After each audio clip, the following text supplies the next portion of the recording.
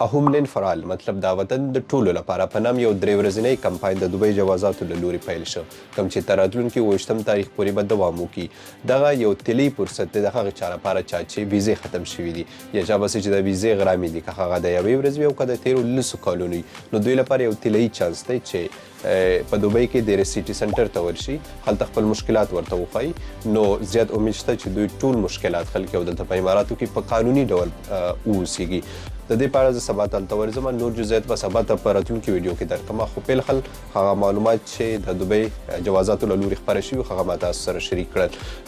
کله هم چې څوک ورځي د سهار 10 بجو څخه واخله دوی تر شپې 10 بجو پورې کار کوي او دا 3 ورځنی کمپاین دی کوم چې د نن څخه پیل شوی دی تر راتلونکي 28 تاریخ پورې به دوام وکړي. نو کم څوک چې داسې وي کوشش وکړي چې د سیټي سنټر ته ورشي دا هغه په دوبۍ کې دی او پیل خال زه چې کوم معلومات لرم د کم کمپین چې پیل شوی دی د دوبۍ ویزو لرونکو لپاره دی د نورو اماراتو لپاره نه دی ځکه چې دا د دوبۍ جوازات له لوري خپور شوی دی. خو بیا هم